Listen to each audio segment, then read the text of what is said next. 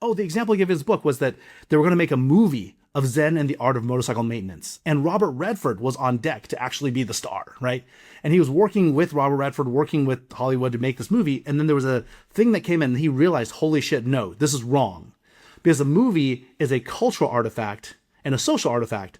But my ideas in this book, they are an intellectual artifact. And I need them to remain at the intellectual level and not become subsumed and rendered only as a cultural object.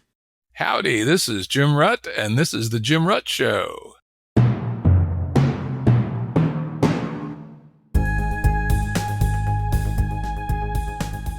This episode is one of a series I'm doing on the worldviews of thinkers and doers.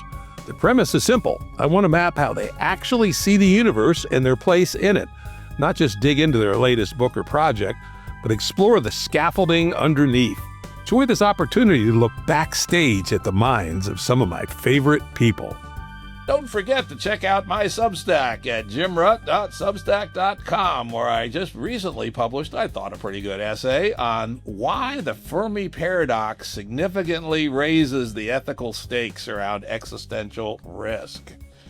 Today's guest is Peter Wang, very good friend of mine and one of the most interesting thinkers I know. He is a guy who thinks about a lot of things and has some remarkable deep insights into you might call conventional wisdom, but more interesting, he has these amazing flights of interesting ideas which hang together. And we're going to dig into those today. And this is another of my worldview podcasts where rather than focusing mostly on what people are doing or what people are saying, we try to dig in behind that to find out what is their philosophical grounding, what is their view of reality, how do they think about the moving parts that inform the work that they do in the world. Peter is the Chief AI Officer and co-founder and CEO, formerly at Anaconda Inc., the leading Python and data sciences company. He's also on the board of the Center for Humane Tech, and he's the founder. We're starting up a Austin STEM Center as a community learning hub for hands-on STEM, robotics, maker activities, and youth development. Welcome back, Peter. Thank you so much, Jim. Thank you for the kind introduction. I am so excited about this conversation. Yeah, me too. Absolutely. How was we going to start this? Okay, let's start as we usually start with, you woke up this morning, right? You were deep asleep, let's assume, and your kids are now old enough that you can actually get deep sleep occasionally, and you woke up and you're in the world. Who is this, or what is this Peter Wang that woke up into the world? Well, I think I would say that I am the music in a violin that can kind of hear itself, but not any regular violin. It's the music that's at such a loud sound level that it reshapes the wood and bends the strings with each note. So that is the dynamic emergent standing wave pattern. That is at least my conscious experience of the awake Peter Wang talking to the presumably awake Jim Rutt, and not an AI generated avatar. But that's, I would say, maybe at just as a starting point, simple answer, it's something like this, that I am a dynamical system able to create standing wave patterns, but that those patterns also then change the system. Mm-hmm. And how is it that it's the same Peter Wang each day after these dynamics? Because I think we do know with some reasonable confidence that the consciousness state is a series of interwoven wave patterns, etc. But when you're asleep, they're gone. Now, how is it that when you wake up, you're the same Peter Wang, or are you? I would hope I'm very much not the same Peter Wang. One of the things we're gonna run into, and I know metaphysics is not a favorite thing of yours, but we're gonna keep running. Yeah, bring out the gun. You better have another magazine of bullets ready, because we're gonna hit metaphysics a lot in this conversation, I think. But I would say that, here we run into our very first metaphysical challenge, which is that if we maintain a subject-object dualism and use that to look at the world, the subject is really this elevated to a level that it's inappropriate.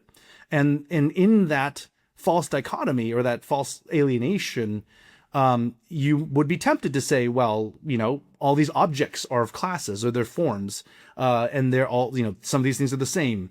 And then the subject is this, like, not inviolate, but it is this other thing, and it is the same or has its own kind of dynamics and patterns. When really, from everything we know about the material world, there's a continuity of at least the physical thing that gives rise to the subjective experience and the rest of the world around me.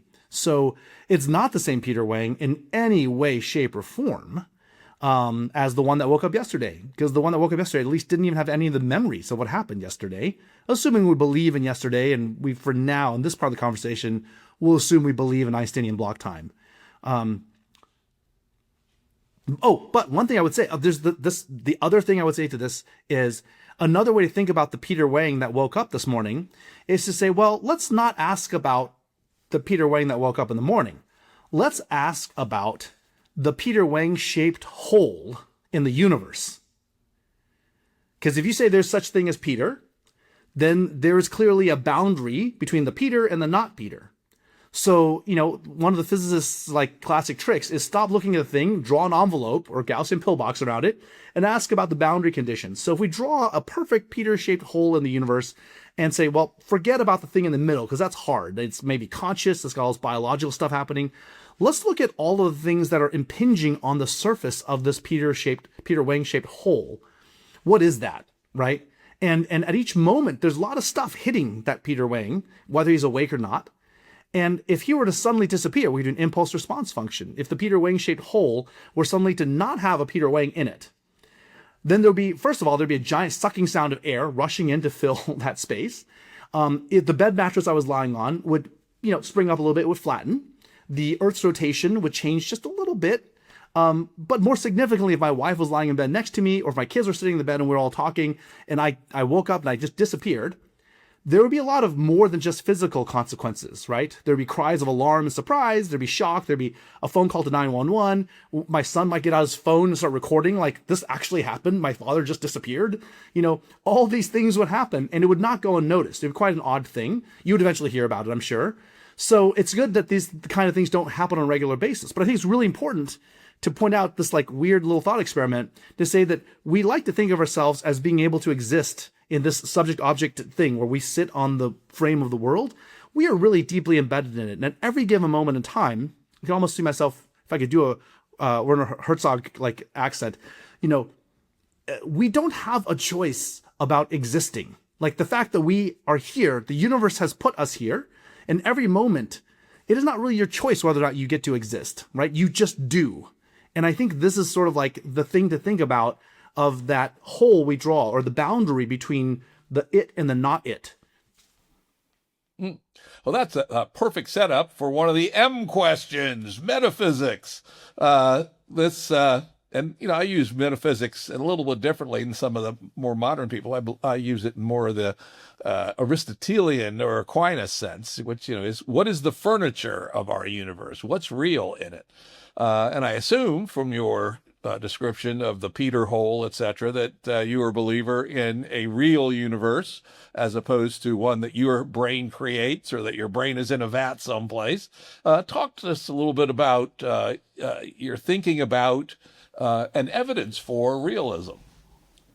Well, I think I am a realist in that sense. So the zeroth, fundamental plane of metaphysics. Yes, I have no reason not to believe. And it seems to me that any answer we want to get to, we can get to by assuming that the reality of our existence and the shared reality that we all encounter. We may have different interpretations of it. We will encounter it differently. I think fundamentally, I believe that reality will continue even after I cease to be conscious. It does every night when I go to sleep. It does in the middle of the day when I take a nap. Reality continues. And I'm not surprised when I wake up from the nap, right, that I've woken up. I guess I wouldn't be surprised if I didn't wake up either, because there'd be no me to be unsurprised. But anyways, the point is that I do fundamentally believe in the realism, and I think questions at this epistemological pre-metaphysical level of is it a simulation? Is it brains in a jar? Those are essentially not just unfalsifiable, but they're actively avoiding falsification, right? That anytime you engage that conversation and say, well, what if we did this experiment? They will always add another set of contraptions on it to make it even further untestable. Like, okay, well, so you just want to have an unresolved question to go and drink coffee and nerd out on, pretend you're doing philosophy, and it's just a bunch of navel gazing. So I'm not interested in that. I'm actually very, very deeply interested in the reality that I'm a part of and that I have no reason not to believe exists. Yeah, that is interesting. In my minimum viable metaphysics, I basically said, yes, realism can't prove it, but it's useful, right? And it's proven itself to be extremely useful, and the counterexamples haven't. So just assume realism. But like for me, all strong ideas that I have are held loosely. If you can give me some evidence of the non-existence of physical realism, I'm happy to talk about it and change my point of view if you have some compelling things about that. Yeah, that's even though I'm sort of famously known as an atheist, I say no, I'm not an atheist. I'm a atheistically inclined agnostic. Give me proof, and I'm happy to worship whoever. But you got to give me proof. Wait, now isn't agnosticism? This might be the vernacular version of agnosticism, but isn't formally agnosticism the belief that we can't know? It's like a stronger statement than just I don't know. I don't know that much about the history of that word. I use it to say I don't know, to mean I don't know, and have no principled way to think about how I would know, but not necessarily say it's impossible to know. No, it is. Agnosticism is the philosophical or theological proposition that the existence of God is unknown or inherently unknowable. Mm-hmm. Suppose he showed up here and said, "Jim and Peter, you fools, I'm real." Well, this encounters the whatever the this is the whole Hitchhiker's Guide thing, right? Because Western religions are rooted in a deity and rooted in faith, of that deity in the face of uncertainty and belief. So if the deity ever appears, then at least the Western version of that, rooted in faith, that deity must also disappear. Anyways, sorry, a little bit of digression, but I always loved that since I first encountered it in like 8th grade. Let's sort of finish off reality. What's your view on things like God and gods and spirits and demons and things of that ilk? So there's religions as practiced parts of social practice among humans as creatures, and I think there is, historically a lot of value in the present day. One can see a lot of value in encountering the unknown, right? Humanity has historically encountered a lot of unknown, and as we sort of boot up individual and group awareness of the tragedies of life, of all these kinds of things, we have more excess caloric capacity to contemplate than are needed to hunt. And so we got to come up with it, like tiger got to hunt, fish got to fly, man got to ask why, right? So this is what we do when we have excess calories. So religion as a way of forming those questions and shaping them and using them to bounce back and create a standing wave pattern among human collectives and tribes that are coherent and able to do things across a longer time scale than they could with just individual selfish things. Like, I think in this way, that as an evolutionary, sort of emergent practice is a very useful thing. It could be seen as a useful thing. I think religion as an individualized practice for both connecting to one's tribe as well as connecting or culture and connecting to the transcendent and really reminding oneself of the need for have a sense of awe and contemplating the transcendent beyond our mortal selves. Those are all important practices for individuals as well, an important capacity. One might call it spiritual practice. Run into a lot of people who say I'm spiritual but not religious. I say that about myself sometimes. So I think the ability to the importance of having that capacity and holding for that question is really important. So that's kind of the way I view it. I think most of the religions today are sort of this heady mix of all these things. There's individual practice. There's something about the awe and the sacred. There's something about service and, looking to live your life in service of things beyond just yourself and across time scales beyond your own life. Those are all important things. But there's also then, of course, the political and the social organizational and the power structures and all these things that also feed into most modern religions. So when we use religion as a concept in the modern day, it's got all these things connected to it. Some of which are pretty toxic, some of which are, in direct conflict with actually what the needs of individual practitioners might be. Yeah, that's, when I made my move against religion at the age of 11, that was my insight, is that religions are all false, made up by humans for the purpose of controlling other humans, right? And I would now modify that slightly, now that I have a more evolutionary point of view about things, which is, religions emerge in a given context, usually by charismatic crazy person, right? The vast proportion of religions die soon. There were 100 people running around Palestine when Jesus was there, claiming to be the Messiah. 100 of them went nowhere. Jesus didn't go very far before he died. He had 20 disciples or something, and by chance or because he was selling the truth, whatever, his little line managed to survive. And interestingly, even in the year 100, so 70 some years after he died, there were only about 1,000 Christians in the world, and so they could easily still have disappeared, but they didn't. And the thing went on, and then got captured big time by the Roman Empire, and all that. So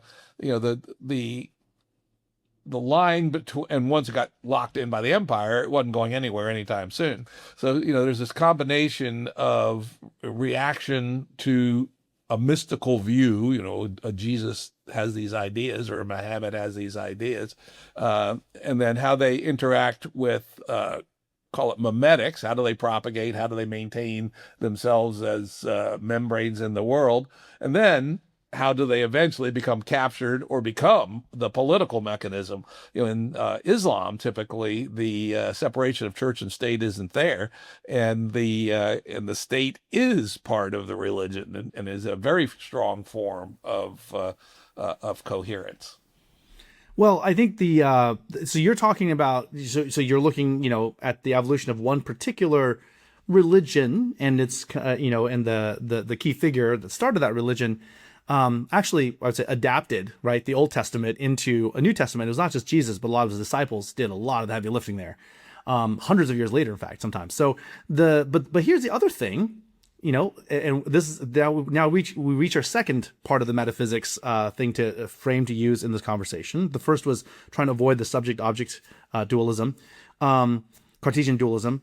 The second thing here is then I would introduce always to regard figure and ground. Okay, so that's another lens. We have figure and ground, two lenses we're going to look through. And you're talking about the figure of Jesus himself, right? But I would look at the background as well and say, what is it? What is the need, or what were the dynamics that led to the emergence of a group of people who had the capacity for holding faith, for tribal practice, for, a scholarly tradition of scribes writing down the testaments and then passing those on and reproducing them. The capacity of the ground, so to speak, the people and the lives of countless millions of anonymous souls through history that carried this through. That's essentially the medium through which Christianity as a practice, sprouted and then emerged and then grew into a very, very tall oak, right? So we have to look at the soil. We have to look at what were the conditions of the soil, what were needed. It's a different kinds of things than what gave rise to Hinduism, what gave rise to various aspects of Buddhism, between China, India, Zen Buddhism and Japan, all these kinds of things. Like, you got to also look at the kind of spare capacity in the people that allowed for these beliefs or these kinds of religious structures to emerge. Yeah, and social capacity. For instance, something like Judaism couldn't really evolve until writing existed. It's a very written, literate tradition, as an example. Well, and the Vedas were they're oral, right? There's a lot of these kind of ancient religious practices that are oral in nature, and it is interesting. I'm not done a deep study, but I've certainly heard about the early Greek. Not suspicions, but the secrecy around writing. Because if you don't have writing and you get writing, it feels like magic, right? Like Pythagoras had like secrecy around his ideas, and then it was Socrates who thought we'd get stupid or Plato who thought we'd get stupid if we wrote things down, right? So like this idea that Homer, the Homerian epics were oral, right? So something happened in the emergence of writing, and actually we live now in a time that's deeply literate, but up until 150, 200 years ago, the vast majority of people were not literate, and someone who could read was a thing. That was a special person in the village, right? That could actually essentially have a conversation with dead people spanning back thousands of years. Craziness if you think about it on its face, but we've just normalized it now. Yep, and so as part of your soil, the actual capacities of a given civilization, help at least constrain what possible religions could emerge. Yes, and time. It takes time, So on the one hand, you say Christianity conquered the Romans, when Constantine converted. But on the other hand, you could say that the Roman Empire got to a point where it needed Christianity as a binder, right? Because it was falling apart, and it was like needed something to actually rebuild legitimacy of the head of the large organization and all the people, the masses of people, kind of just spread out across the empire. And it mutated to serve that purpose. Yeah, there's that's a next topic. Sure. Wasn't one I was going to go to, but it's one we've talked about before, and that is teleology. Is there a attractor someplace, or are there a bunch of local attractors? Give me your riff on human civilization and teleology, or go further than human civilization if you like. One of my big unlocks in college was precisely around this. I was, a young spring chicken or whatever, of a fresh young buck at Cornell, and I learning my physics and doing all the things. I was going to become this going to get my PhD and become a great researcher and uncover all the science. And I logged into the computer system in the basement computer lab that they have for undergraduates at the physics building. And when you log in, Unix back then, it would print in like a little fortune. There was like this fortune app that would give you just a little quote or some pithy little thing. And the quote appeared in front of me. Man was invented by water to carry itself uphill. And I was like, oh, that's kind of funny. And then I was like, wait, that's not funny. Wait, holy shit. What? And I sat there, like literally, Jim, you can imagine, I literally had just logged in, P Wang, enter, whatever my password was at the time. Actually, I think I still remember my password. And then I'm sitting there, and my fingers are literally frozen on the keyboard for like a solid 2 minutes. And in my head, I'm just like, wait, but, and so, and then I actually just logged off. I remember that, I logged off, and I'm like, I'm going to go across the street to Golden Smith.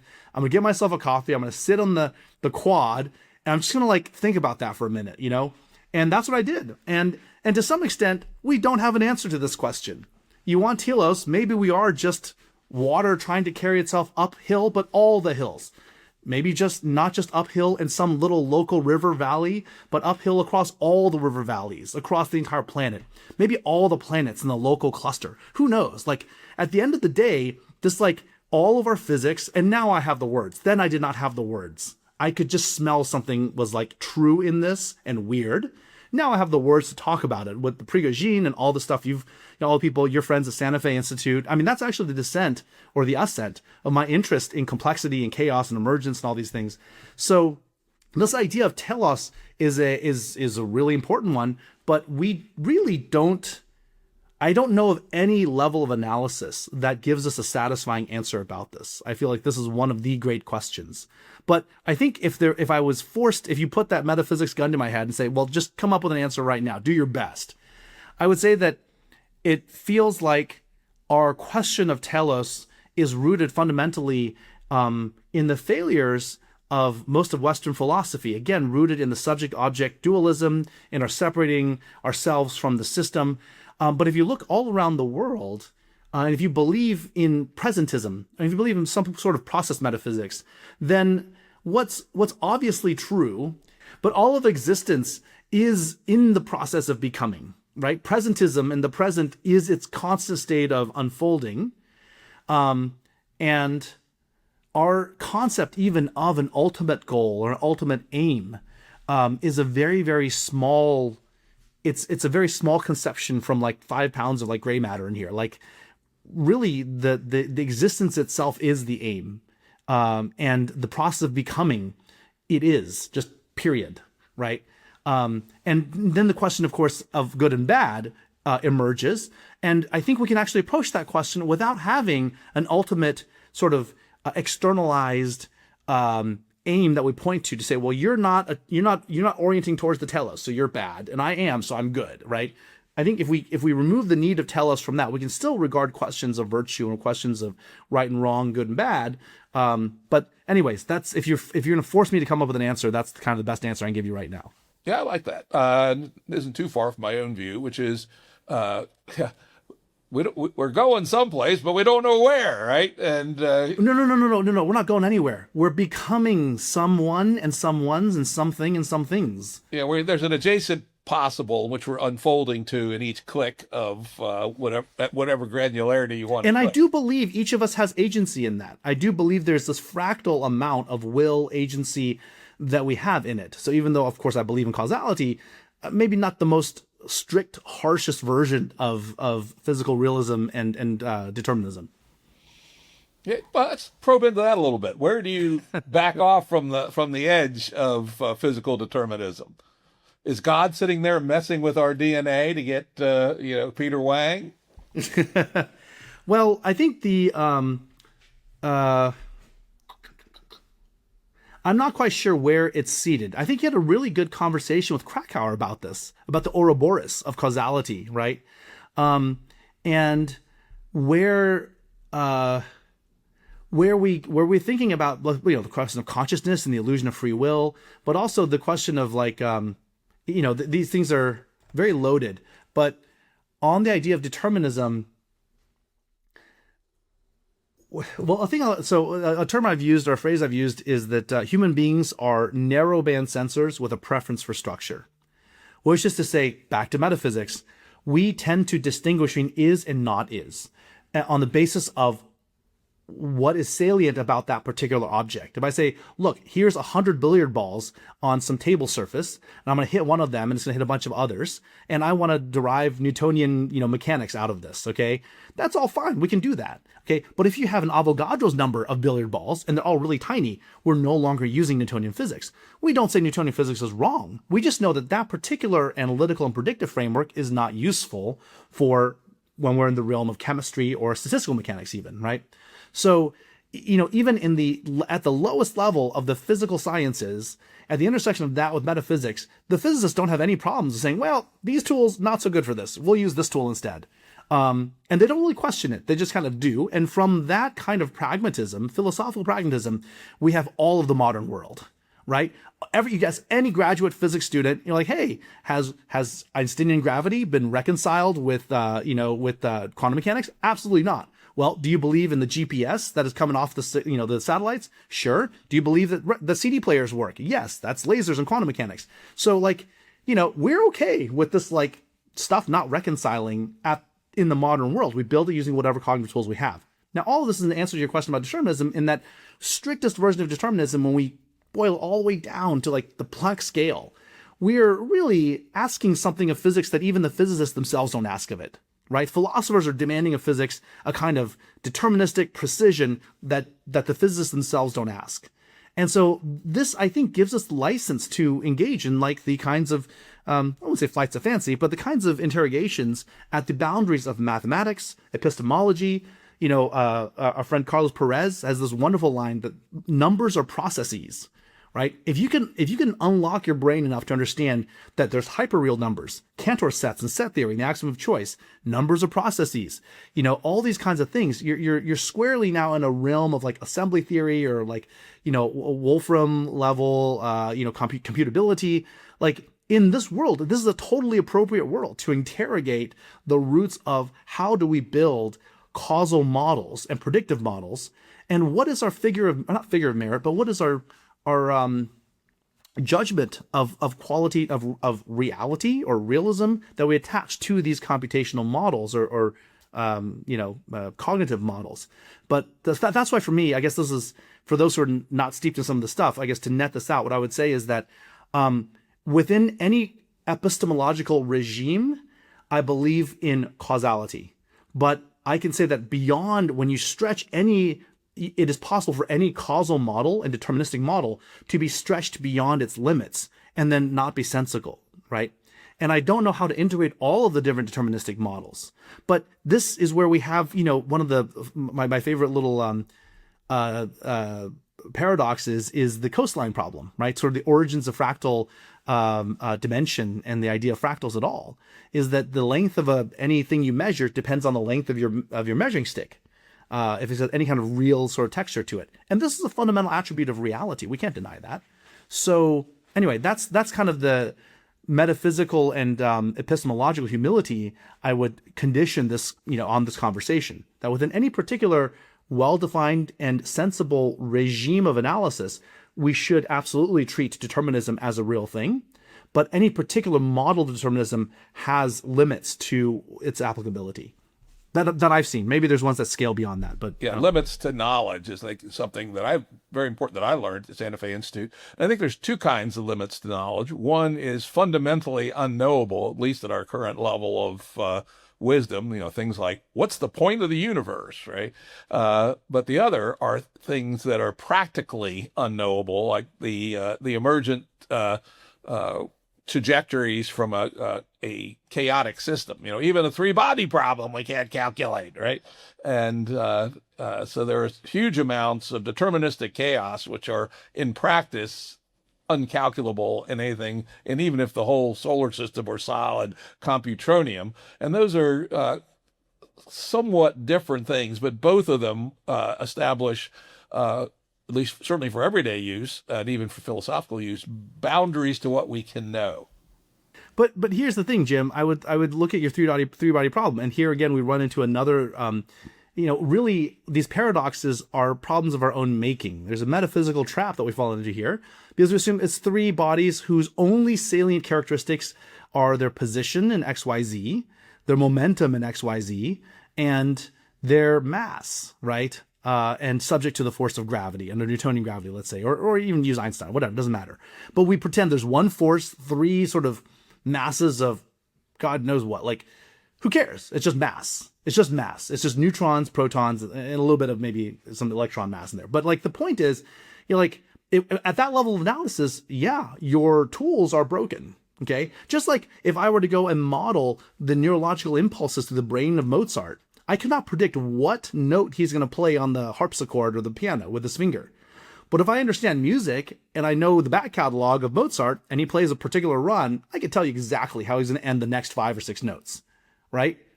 Like he's going to do a trill here, he's going to do this thing here, he's going to repeat the pattern here, and then boom, he's going to end it with this kind of finale.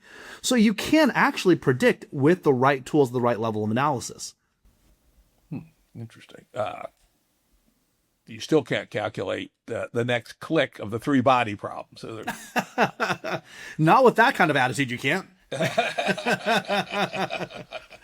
And of course, just keep everybody, the quantum interpretations are one of my favorite little hobbies. And I do want to underline that the idea of strict determinism is still an open question. Is the universe deterministic or stochastic at its root level? The answer is we don't know, right? And I guess this is one area I will go on a limb and say, I guess I fundamentally believe there's got to be some kind of local hidden variable kind of thing going on. Yeah, that is my current, I have to say, if I had to put some money down, I'd put it down on the Bohm model, basically, which is a hidden variable model. Though interestingly, I think we're pretty clear that you have your choice of either determinism or non-locality, right? You can't have both. We can't have locality and determinism. I think that's been ruled out experimentally.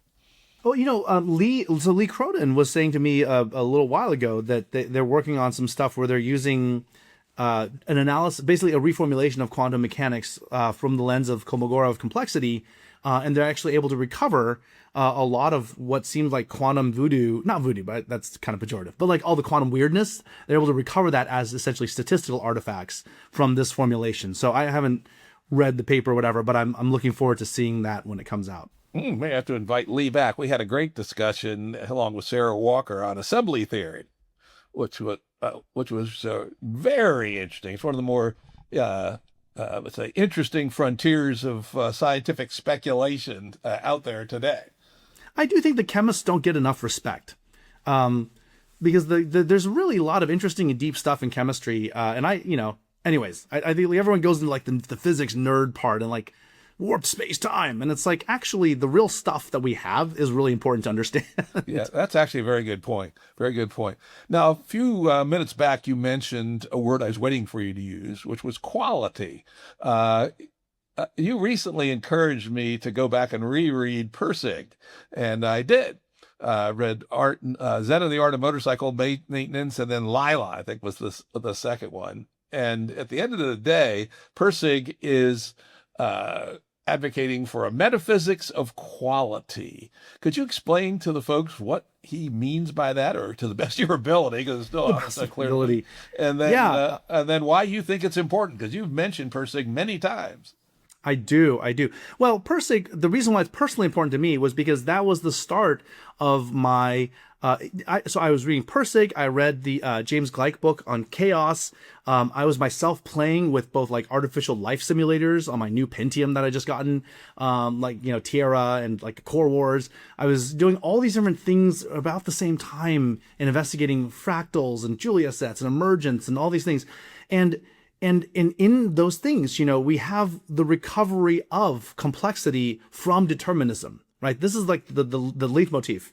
The recovery of complexity, the emergence of disorder and actually order, both, from a very, very well-ordered set of primitives. And prior to that, as that was when I was like 14 or 15. Prior to that, I'd always been thinking about the world as being, I would say, in a very sort of Greek and maybe Cartesian mindset of decomposing to the bottom, understanding the primitives, and then building those atoms back up. And that seemed like obviously a useful and correct thing to do because it worked so far. And it was reading Zen and the Art of Motorcycle Maintenance, and it was these kinds of things that helped me have some tools to talk about, how do we actually contemplate a real metaphysical reality to these emergent dynamics at, we'll call it higher levels? It's somewhat of a different strata or plane of phenomenology, right? And at the same time, also my personal background, I was growing up as a, nerdy Chinese immigrant into physics and computers in the middle of the buckle of the Bible Belt. Okay, the Scopes monkey trial was 40 miles from my house. So I was constantly surrounded with and bombarded by well-meaning friends trying to convert me to their whatever brand of evangelical Christianity, or being bombarded with, various creationist talking points. So I was having to defend like theory of evolution and also getting into like Popperian origins of science and all these kinds of things. So that was a lot for like a 14 and 15-year-old to sort of hold at the same time. And with Zen and the Art of Motorcycle Maintenance, I started having tools to say, there is a way out of this. I can actually talk about a synthesis that bridges these divides, right? And the key sort of like punchline hook from the back of the book on Zen and the Art of Motorcycle Maintenance is that the Buddha is as comfortable sitting in the workings of a motorcycle engine as he is in the, sitting in the flowers of a lotus flower, so in the middle of the petals of a lotus flower. So that idea that, I guess maybe Feynman said it doesn't hurt the mystery to know something about it. That was a key unlock for me. But that doesn't actually answer your question about what are the key ideas. So the key ideas of the metaphysics of quality, as he calls it, introduces it in Zen and the Art of Motorcycle Maintenance, develops it much more in Lila. It's this idea that everything we see from a metaphysical standpoint, everything we see can be talked about as layers, patterns of static value. So that's a lot of words. What it means is that, he has this sort of an ontology, and he says, okay, so, or taxonomy. So at the base level, you've got the physical atoms and the physics that comprise our physical world. The level above that, the plane or the stratum above that is biological processes. So, when you see life forms doing things that are outside, they're far from equilibrium is what we might say in the physics sense. they have a lot of extra energy, and then what do? Well, they do all sorts of interesting things. And then above the layer above life and biology is then the social realm. So you have, I mean, mostly he was talking about humans, but you can see other creatures, elephants, dolphins, monkeys. There's social lives for them. I mean, certainly dogs and any kind of, pack animal like that. There's social lives that they have to some extent, but really significantly for humans, there is a realm of social dynamics that are, let's say, in our feelings, in our sort of like, how we be together kind of things. And then above that, there is a layer, he calls it the intellectual plane. And that's the realm of ideas. People might call them memes today, right? We talked about Christianity as an idea. And if you talk about Christianity, it wasn't the Roman Empire that, the Christianity didn't conquer the Roman Empire. The Roman Empire hijacked and mutated Christianity. Different ways you could talk about it, right? But Christianity as a thing, if we believe Christianity exists as a thing, it exists as a thing up here, not as made of atoms, certainly not made of just cells. It's made up of ideas that float on a substrate. So each one of these layers of strata is of the other, and all exist at the same time. So if you look at a human, you are both a physical creature, and you are a biological creature, and you're a cultural creature, and you're an intellectual creature. And the other thing that's interesting is that he says that at every single one of these levels, the things that comprise or operate at that level, these are static. He calls them static patterns of value. But at each level, things are reaching for something better. They're reaching for quality, dynamic quality. So he sees that as sort of like this like uber thing that each one is going towards. So if you have excess energy, then at the physical level, they're absorbing that energy and jostling around and doing things.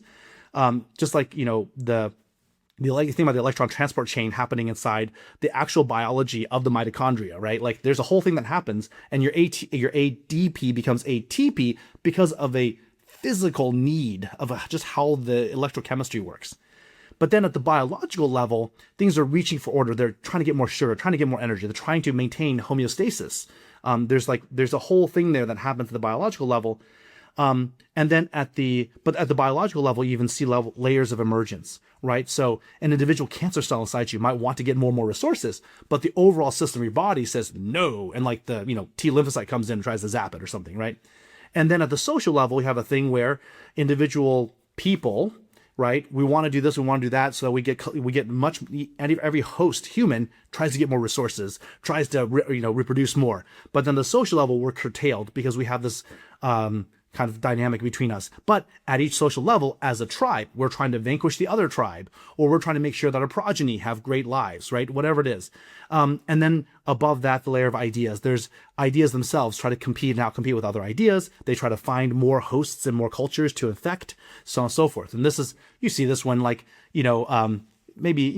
even you have people in countries that are outside of the Western hemisphere. They're talking about Western values colonizing, affecting them, right? Taking over Hollywood, destroying their culture. So that's at the plane of ideas. And the one last thing that's important that I don't necessarily agree with, but is an important thing to think about, is that from Pirsig's perspective, and he called it in Lila, right? It was an inquiry into sort of what is right. And his thing was that it was never right for a thing of the lower level to sacrifice something at a higher level in service of something for the lower level. So for the sake of saving a cell, you should not kill a human, right? And like the sort of, you can use this thing about book burning.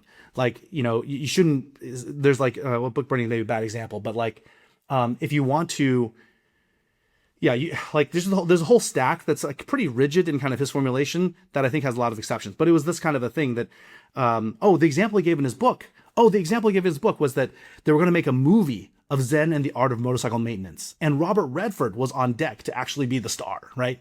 And he was working with Robert Redford, working with Hollywood to make this movie. And then there was a thing that came in and he realized, holy shit, no, this is wrong. Because a movie is a cultural artifact and a social artifact. But my ideas in this book, they are an intellectual artifact, and I need them to remain at the intellectual level and not become subsumed and rendered only as a cultural object.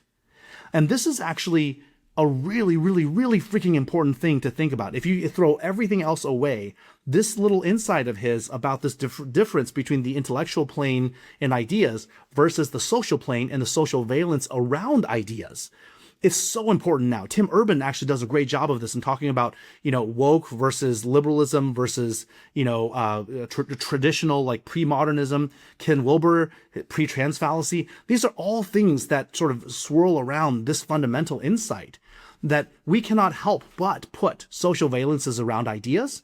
And we as a society now have sort of, to some extent, as a result of social media and the, everyone being online, we've almost lost the ability to exist in a realm of pure ideas. And our friend Eric Weinstein with Intellectual Dark Web was trying to, recover this ability for ideas to encounter each other in some space that was free of the social judgment here to say, well, you're the wrong person. You don't get to say that. You can't have that point of view, right? But that was the pre-modern bad times when ideas were only attached to individuals who had the right to have those ideas. Very good. That was good. I like that. That was real good. Let's go on to another topic, which is closely related, though not quite isomorphic, which is game theory. All right. First, let's take a little bit of a Platonic look, or not, at game theory. What is it fundamentally, right? And then what does game theory have to do with particularly in the human social realm, the emergence of the various civilizations and ways we have of being? And then let's click up to something you came up with recently, which is that our late stage financialized capitalist semi-democratic world has a very specific game theory thing going on. So that's a lot. That's a lot.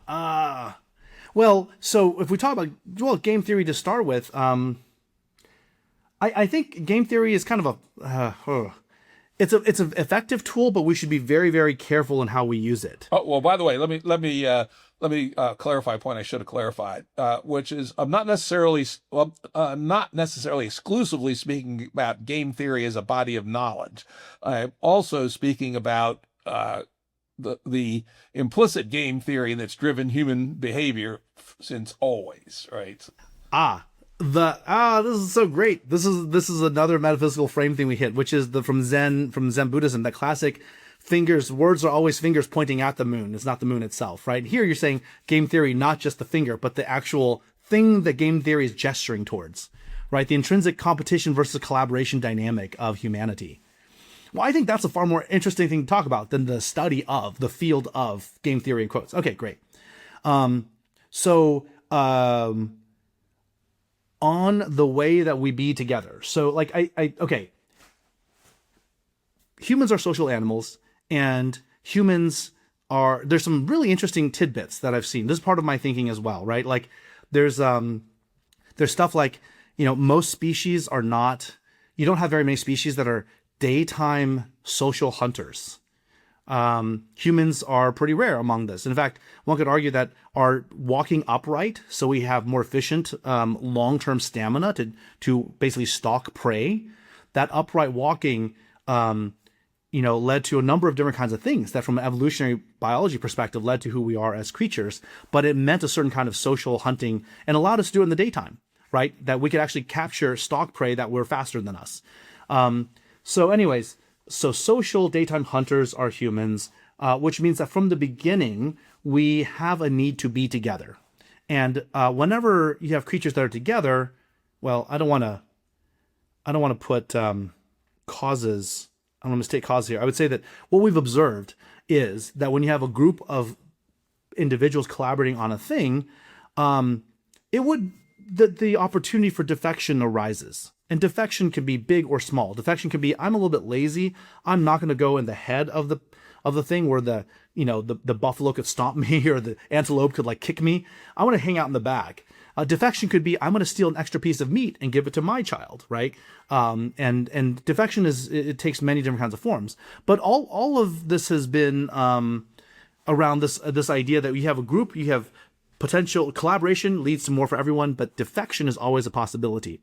And in many cases, I think of this as the fundamental base for this analysis, which is that there's always a temptation to defect, right? And that in many, probably most cases, defection is good for the individual, at least in the short term, but is bad for the group, and that cooperation is the winning strategy for the group. And so pretty much everything about human society and social systems is about trying to constrain defection. Right. And it's worth noting, everything we have today that makes our lives good and comfortable, that makes it even possible, it's the result of, if you think about it as a selection process, groups and individuals who all leaned into collaboration and living their lives in service of something outside themselves, living their lives in service of mutual benefit, living their lives with faith that others will return their kindness, right? And the origin of game B, as you always say it, is that, you and Jordan were contemplating like, hey, when did being a good guy become a sucker's bet? And our modern systems have created a condition within people that they believe living lives for themselves and the selfish gene and, the almighty dollar and all these kinds of things, that transactionalizing, alienating, and optimizing for self achievement is just fine, because what could be wrong with that? The world continues, right? We wake up the next day, everything continues to work. And it was almost never this case. Like for all of the history of humanity, if you defected, if everybody in a tribe defected, that tribe went away. We don't hear about them. None of us are descended from the people who defected at scale. So this is a really important thing to highlight, because we'll get to this later, I'm sure, about diagnosing like what are the root ills of society and what do we need to fix moving forward. But I would say that from a game theoretic standpoint, one of the interesting things I've read is this concept of death from a distance. There was a book called Death from a Distance, where the, I think husband and wife author, they identified this interesting thing that because humans are upright hunters, we stalk the prey, that means you have two other limbs that you used to use to hang from trees that could do other things, which is like take a rock and throw it. That's very interesting, because in most social creatures, there is this alpha male, beta male, like there's a challenging of dominance. All these dynamics are there in the animal kingdom. But in most other, I think in pretty much all other species, that competition causes the challenger to really risk something significant. If you're the beta and you attack the alpha and you lose, the alpha has like fucked you up. Like, if you go butt heads with like, some like longhorn sheep or whatever, they will kick you off the side of a cliff, right? So you really can't just like, there's a lot of stake. But if you're these upright hunting monkeys that can chuck rocks, well, a bunch of betas can go and chuck rocks at the alpha. And the alpha really has no strong defense against this. Because the alpha, if he chucks a rock back, can only target one beta at a time. If he goes and tries to stop the guy, well, there's others chucking rocks at him. So you end up with this detente where the alpha basically has to figure out some social intelligence. The alpha has to develop network of power and like figure out all these kinds of things, because if they don't, death is possible from a distance, right? So that check on sort of runaway power or whatever, that elevation of this middle class, if you will, of power, then created the need for all these other kinds of things that we get as humans, like these social cues, possibly the emergence of intelligence. So anyway, it's an interesting thesis that the idea that death from a distance, I got the book somewhere here, but they call it the conspecific. We're the only, the species that can kill itself from a distance, kill other members of its species from a distance. Yeah, it's interesting. Of course, Chris Boehm also includes that in his evolution of the forager egalitarian operating system, that he did the exact same example, the high cost of being a beta challenger to an alpha, but two betas with spears, not so hard. Not so hard, yeah. And this is the other part of the game theory, that the more betas you get together with spears, the less is at stake for each of the betas, right? Because now you're essentially hunting the alpha the way that the group of you used to hunt, some of the prey. Same deal. So it's an interesting thing. Anyway, so from a game theory perspective, and this is, I think, sort of gives us launch points to lots of other topics, but it is important for us to understand that many of the virtues that we hold from a Jonathan Haidt sort of moral foundation theory perspective, things like service and duty, all these things, those all emerged, and those things exist to give us sort of easy templates, if you will, right, for behavior that leads to win-win scenarios as opposed to strict win-loss scenarios.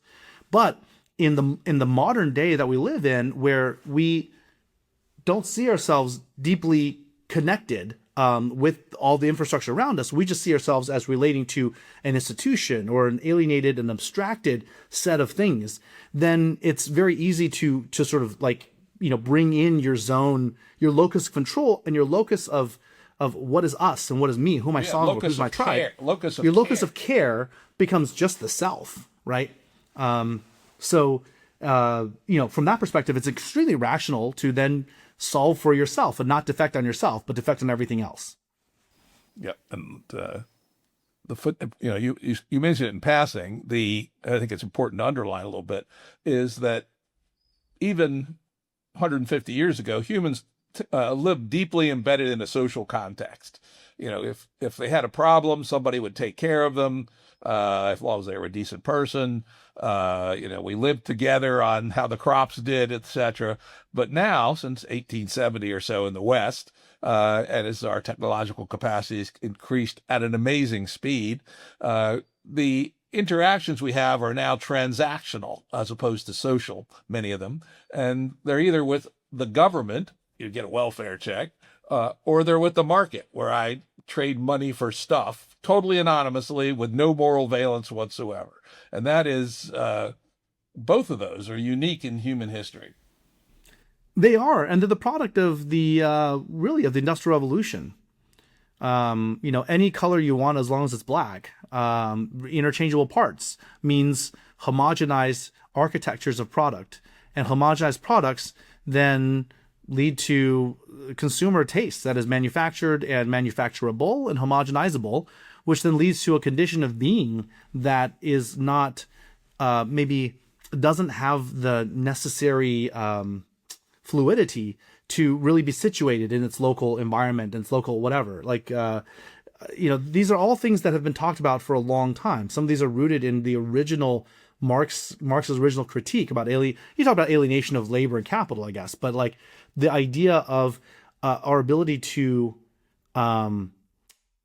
conduct capital or conduct resources, transactionalize these kinds of relationships that used to at least connect the making from the using and the buying and the consuming process. Like all of those things have been completely evaporated and turned into, thin sliced. And although they allow us to reach certain levels of scale, the condition they create within the human is a deeply disintegrated human being and human experience that people lose the situation. Actually, even our it's funny how all these things mirror each other in fractal ways. We move to the city centers, and the high, let's say the high IQ people or the people who test well, they go and they move to the city centers and the urban areas, right? Whereas the people who do work with their hands, who have less abstraction capabilities, but are needed to make things or to farm or do whatever, they're sort of left behind in the rural parts. So you get the stratification of society at a very physical and geographical level. And we create all these homogenized, like little stamped homes in a suburban kind of environment. All of these things create a condition and a pattern of life that everyone is deeply disintegrated from all the supply chain that makes them, that makes the food that gives food to them. All these things are deeply disintegrated, and that creates Vervaeke's meaning crisis that he talks about, right? That really what we need as a human for purpose, for feeling of connection, all these things. That disintegration makes that not possible anymore. Yeah, it no longer feels like we need to cooperate. It goes back to the Adam Smithian perspective that each of us being selfish is all that it takes, and yet that's turned out not to be true. But he didn't even quite say that. If you look at the actual source text, he always contemplates the people solving for their own specific needs. He's saying more subsidiarity than selfishness. This is where I take great issue with the articulations of people like Ayn Rand and others. Adam Smith doesn't say this. If you look at the thing, he's like, oh, why won't people do bad things then? Well, because there's social shame. Like he's contemplating in the source text, like pages away from, truck trade and barter. He's talking about these people also, they have to face their neighbors the next day. There's a sense of like, there's an implicit social bond that is just, it's part of the water, because you can't even contemplate a world that doesn't have that. You don't have a world where you could fly hundreds of miles away. You don't have a world where you could take your ill-gotten earnings and turn them into Bitcoin and run away to a foreign country and buy yourself a private army. You couldn't do that in those days. So it wasn't even worth saying. It was like a throwaway comment, right? that the social bonds are going to be a natural gravity against, natural check against people defecting at scale. And that goes back to Jordan and my conversation about what the hell kind of civilization is it where doing the morally correct thing is the sucker's bet. There's something fundamentally, deeply wrong about a society like that. Well, and this is, to our conversation a few weeks back, I think, or maybe a couple months back, when it was this idea, this core nugget that maybe the heart of all that's gone wrong in Game A, the core toxic little bit of fragment of DNA that makes everything in the world shit, is that we have created many systems, all these systems that allow people to move places, move identities, move capital, do whatever. What it's allowed for an agglomeration of defectors, and it's given a fluidity to defectors to hoard their gains. And then all that's left behind, if you have that kind of a system, back to game theory and sort of evolutionary dynamics, then people who do that will amass more and more stuff. The sociopaths, the crooks and the criminals, they'll amass more and more stuff. And then all the good people, the law-obeying people, the people who are acting out of eusociality, they're left behind to pick up whatever scraps are left in the, the system as it's sort of supposed to run. Right. I was just reading, just whatever, last few days about yet another instance of this horrible, like, cash for pardon thing with Trump. This is the toxicity of this isn't just that a person got to make billions of dollars off of like something he literally got sent to prison for and gets to keep it because he, paid off the president. It's that it destroys the very foundations of why people would opt into a system like a country of our scale and scope. Right? If I can't actually go and take a shotgun and point in the face of the defectors, I don't want to be part of that system. That's what people are going to say. Why should I trust that there should be justice at scale? Right? When the president flies around to, with literally pedophiles. So this is the kind of thing that's like, when we stop actually pretending that justice is a thing that we actually go and implement, then people will vote with their feet. At the end of the day, people may not. I had a thing about this, like, any kind of creature knows when it's wounded. Any creature, you kick a dog, it knows it's wounded, right? You cut the tail of a snake. The snake is like going to be thrashing around in pain. All creatures know when they're wounded. Very few, that's even if they don't understand how it is they got to be wounded. So when people are defecting against the system, I would say a lot of the Trump protest vote was this. I don't know how to fix it. I just know I don't want this or that, right? The Bernie vote, the Trump vote back in 2016, all rooted around the same thing. I'm a wounded animal. I don't know how exactly I got wounded, but man, I'm pissed, right? But of all animals that get wounded, it is only humans that know how to repair ourselves, right? And this is what's her name? Who is it? The anthropologist who said the first evidence of civilization is a healed femur, right?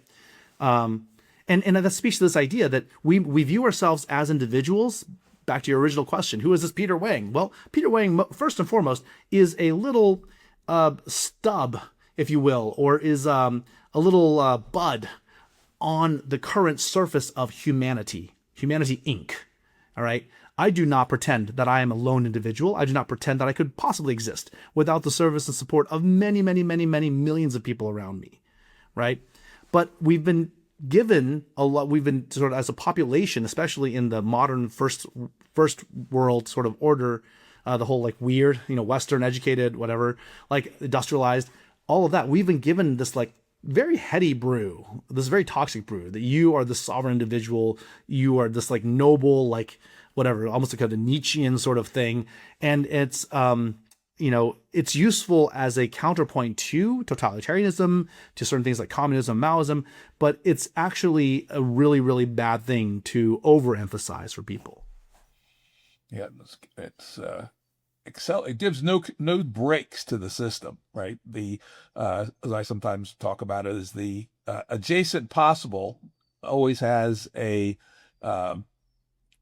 what's the word we use? A pruning rule, right? That what comes next after this epoch, however you coarse grain it, is the pruning rule says what is possible, what is allowed, not allowed with respect to the next step. Today's pruning rule is pretty much only what gives the highest money on money return, risk adjusted. And the result is things like ubiquitous gambling apps where 25-year-old morons can bet on is the next pitch going to be a ball or a strike. When is that the actual right move? Because very talented people put those apps together, and even more talented people probably market them. Is that a society that we want? Yet the very simplified rule of money on money return, the answer is quite loudly yes. Well, and not just the money on money return. You can do money return with good apps, with good things. Like you can still like whatever. Like you can hunt for technological efficiencies of whatever. You can find new markets. I mean, the world is not by any means saturated in terms of technology and the good quality of life, right? You can make money on money returns building water purifiers for places that don't have clean water. The reason we build, not the reason, but the building of these kinds of apps, like the gambling apps or like the porn services, like OnlyFans, things like that at scale, people build that because they have no internal thing saying, I shouldn't do this. Right? Or years ago, decades ago, I guess at this point, I had this idea for a hilarious thing, which would have made a bunch of money. But the reason I didn't do it was ultimately I said, I'm not going to be able to explain to my children how I made my money. Especially, it was sort of like some what a bullshit water thing. And it's like, oh, if somebody with fatal illness is buying my product thinking it's going to cure them the illness, then that's not a great way to make money. So that internal governor of morality is what's absent in these things. But the betting thing is particularly pernicious because when people are leaning hard, like if you're just throwing away some casual bets because you have so much money and it doesn't matter, whatever, have a good time, okay? Get your thrills however you want. But for people for whom betting is, they really view it's a ticket to success, that means they're so desperate and they internally, this is the whole wounded animal thing.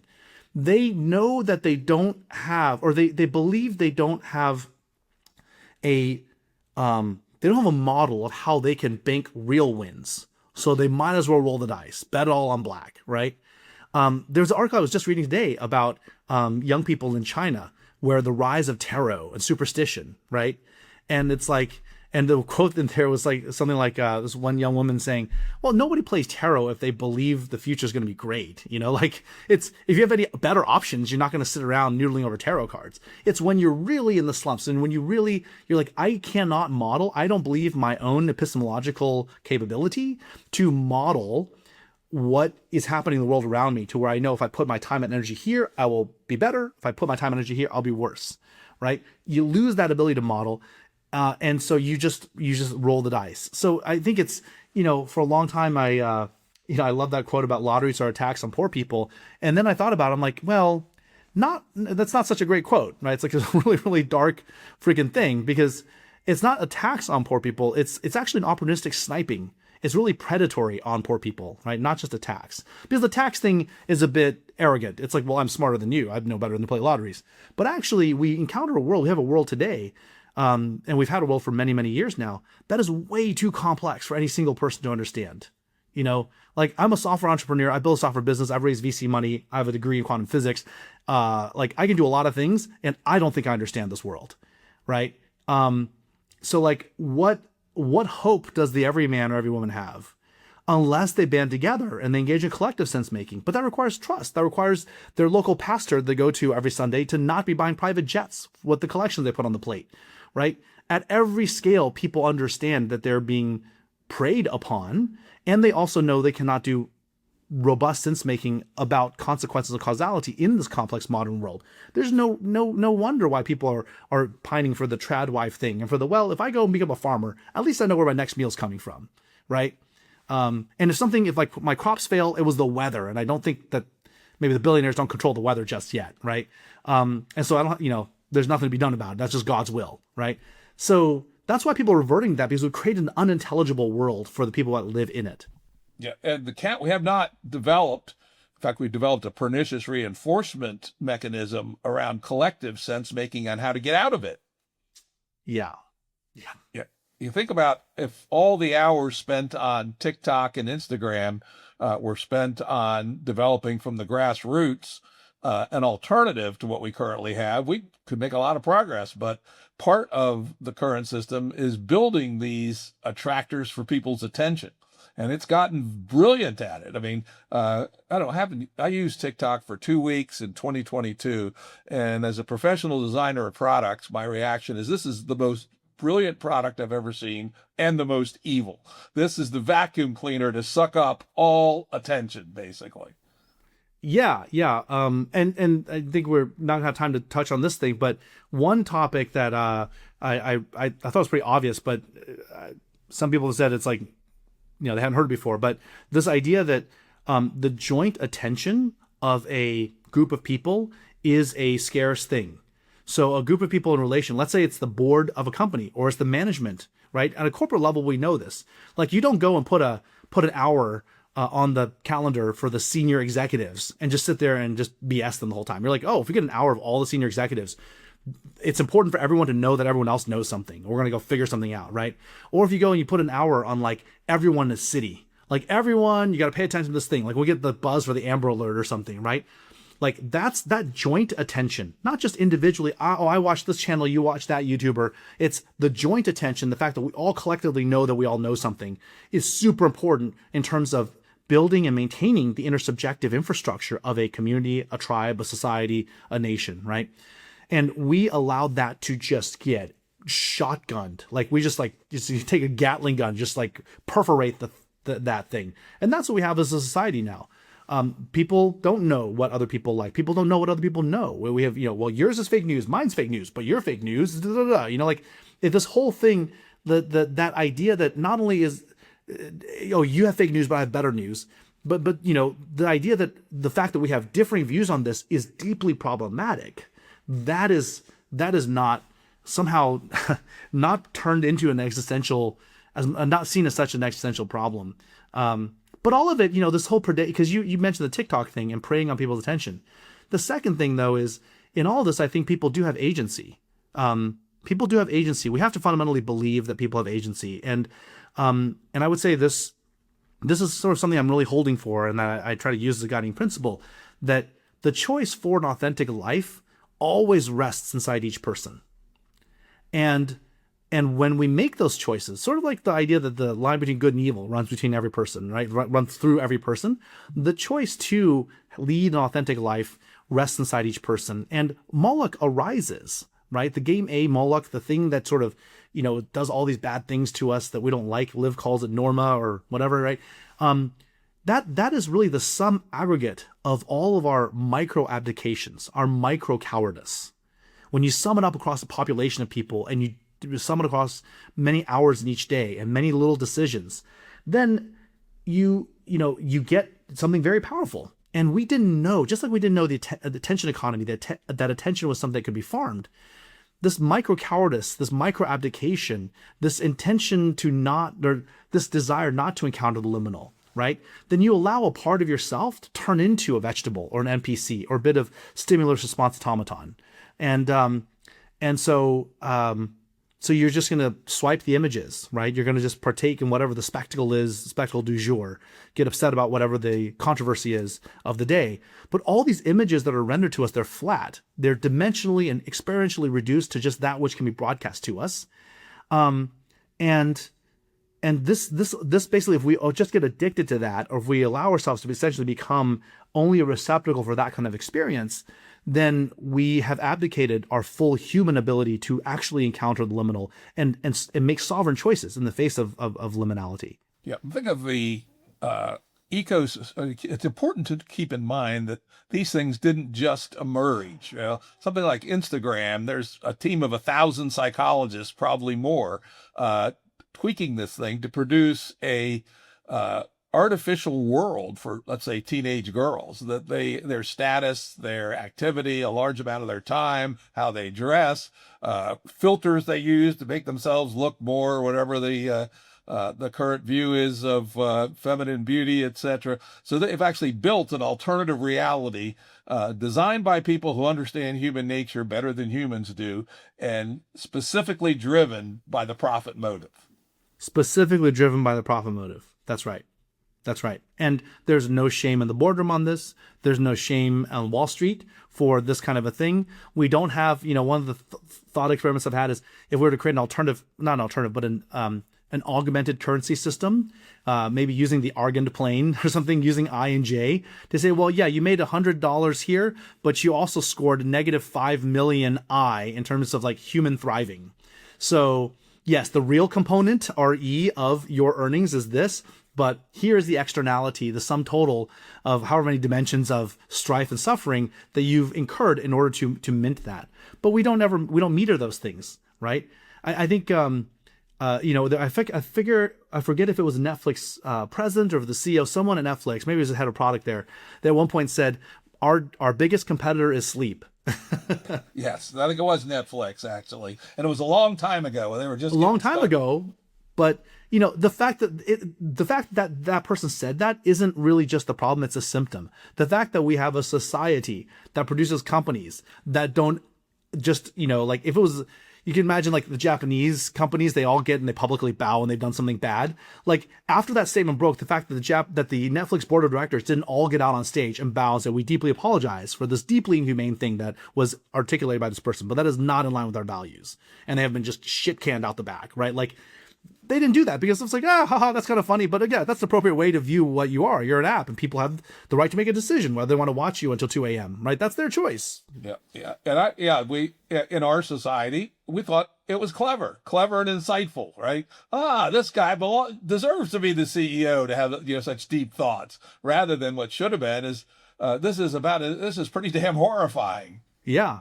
That's a really, really horrible comment to make.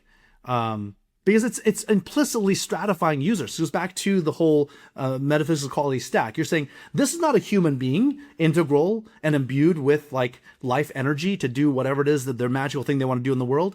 They are just some hours on an eyeball. They're eyeballs that are kept awake, barely just kind of propped up open, and we're going to extract view time out of those eyeballs, right? That's not great. Yep. And yet, TikTok, gambling apps, there's so many examples of this, attempting, basically understanding and mining low level human capacity. Think about junk food, another one.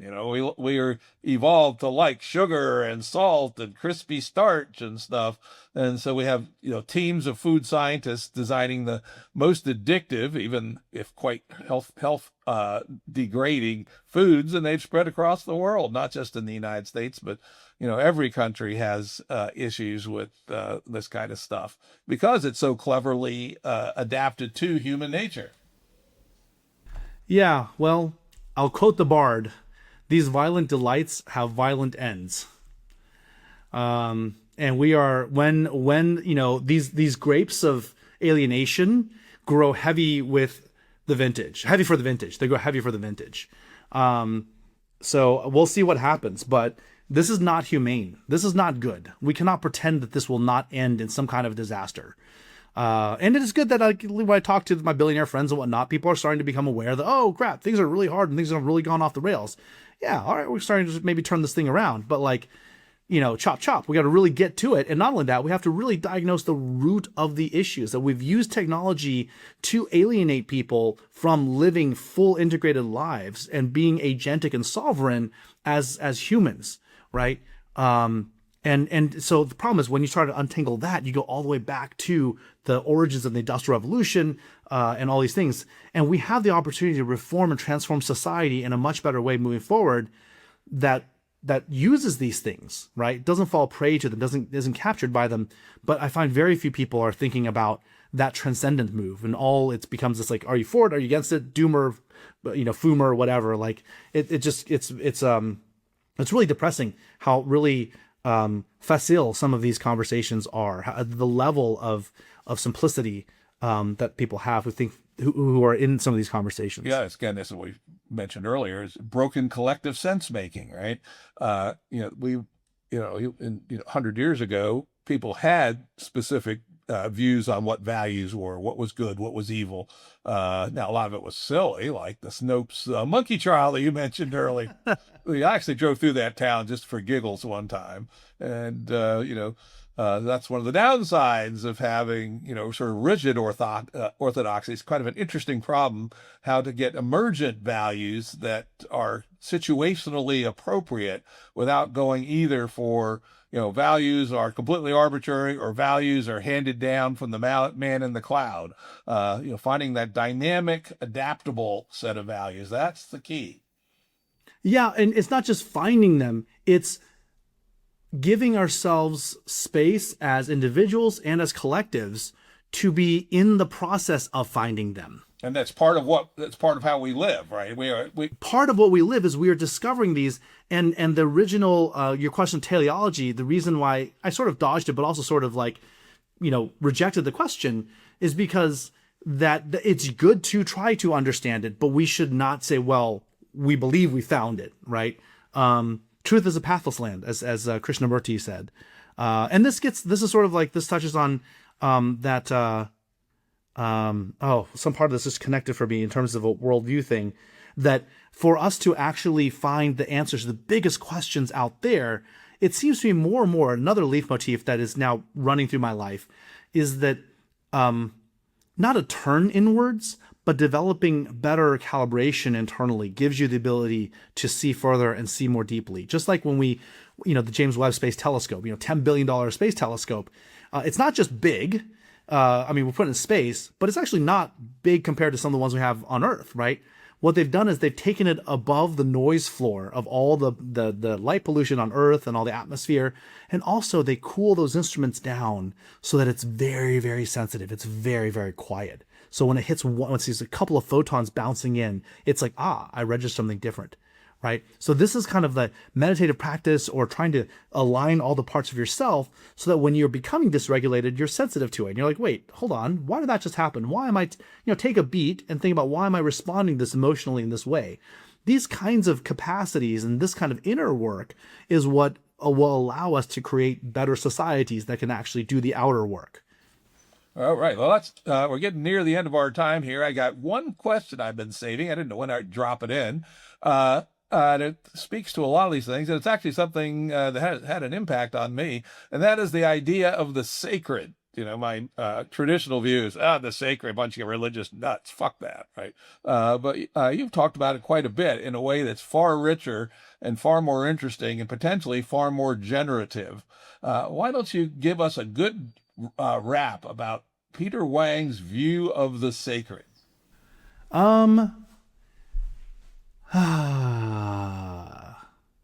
So for me, I think I said in one of our earlier conversations that we need a definition of sacred that doesn't make Jim puke.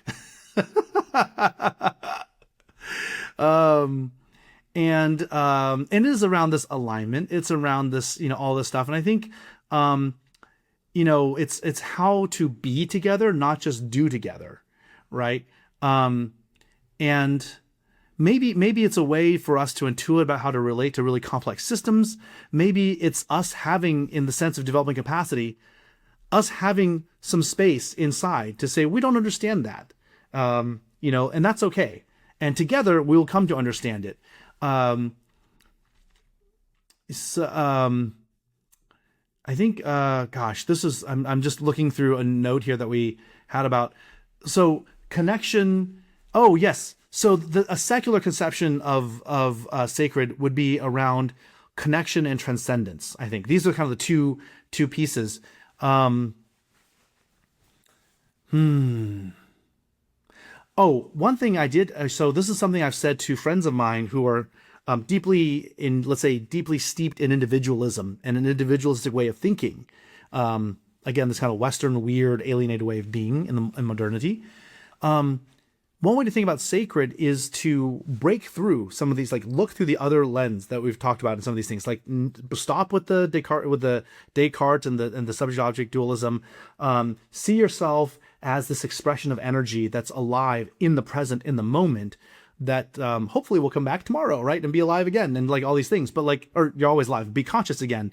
All of this, really seeing yourself as this pattern and this wave, but not just in physical space and in the moment, in this moment in time, but understanding the fate of your life to be connected to this, what I call the eternal golden braid of humanity. 100 billion souls that have come before, that have done everything from, discovering metallurgical processes to give us the metal we use to create our world, discovering science, writing interesting books and plays, making interesting music, all the things that form the tapestry of the current moment in time, we're just like the latest polyps on the coral on this gigantic reef that's had 100 billion souls before.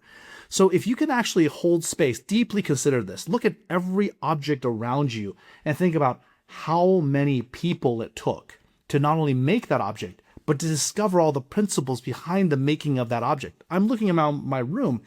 It's breathtaking just to catalog. I've got photographs here. I've got LED screens and smartphones and like wood. Who knows where this wood comes from this table, like all these things.